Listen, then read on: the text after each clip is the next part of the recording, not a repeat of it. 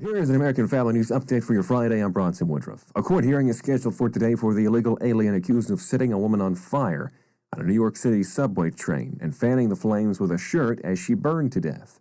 Sebastian Zapata has been charged with 2 counts of murder and 1 count of arson for the apparently random attack. It happened early Sunday morning on a train stopped in Brooklyn. The 33-year-old man, Zapata, made his first court appearance earlier in the week. He was not required to enter a plea, and his attorney has not responded to requests for comment. The victim has not yet been publicly identified by police. However, federal immigration officials said Zapata is a Guatemalan citizen who entered the U.S. illegally back in 2018, was deported and came back, and has been jailed at the city's Rikers Island complex. There's a new announcement out of Azerbaijan. The country's flag carrier announced today that it will suspend flights to several Russian airports. It says the reason is potential flight safety risks, after a crash of one of its planes that many experts blamed on Russian air defense fire. Azerbaijan Airlines' Embraer 190 was flying from Azerbaijan's capital of Baku to the Russian city of Grozny in the New Caucasus on Wednesday, when it was diverted for reasons still not clear, and it crashed while attempting to land in Aktau in Kazakhstan. The crash killed 38 people and left all 29 survivors injured.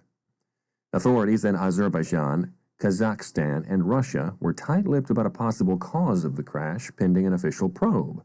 But a lawmaker in Azerbaijan blamed Moscow. Rasim Musabekov told the Azerbaijani news agency Tehran on Thursday that the plane was fired on while in the skies over Grozny and urged Russia to offer an official apology. A man accused of attempting to assassinate President-elect Trump in South Florida won't be tried until September 2025, according to a ruling from a federal judge this week.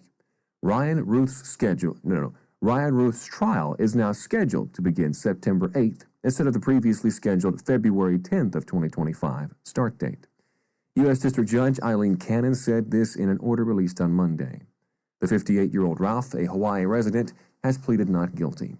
Ralph's attorneys had asked the judge to delay the trial until no earlier than next December, saying they needed more time to review the evidence against him and to decide whether to mount an insanity defense.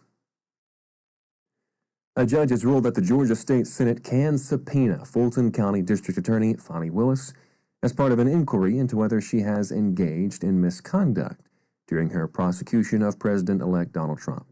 But the judge is giving Willis the chance to contest whether lawmakers' demands are overly broad. Fulton County Superior Court Judge Shakira Ingram filed the order this week, telling Willis that she has until January 13th to submit arguments over whether the subpoenas seek legally shielded or confidential information.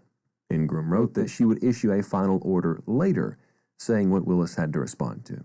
A state appeals court earlier this month removed Willis from the Georgia election interference case against Donald Trump and others, citing an, quote, appearance of impropriety, end quote, that might not typically warrant such a removal. Parts of Texas, Louisiana, and Arkansas were under severe weather watches earlier today. The National Weather Service predicted a storm system in the Gulf of Mexico could bring high winds, hail, and possible tornadoes to the region. The Weather Service's office in Lake Charles, Louisiana, posted on the social platform X shortly after 11 p.m. Thursday, saying, quote, heavy showers and thunderstorms continue to race across Louisiana and the Gulf waters at this time. The Weather Service issued a tornado warning late that afternoon for parts of Texas northeast of Houston, meaning weather radar indicated there was a twister in the area. There were no immediate reports of damage. That'll do it for this AFN News Update. You can find much more news from a Christian perspective on our website, afn.net. Thanks for watching. I'm Bronson Woodruff.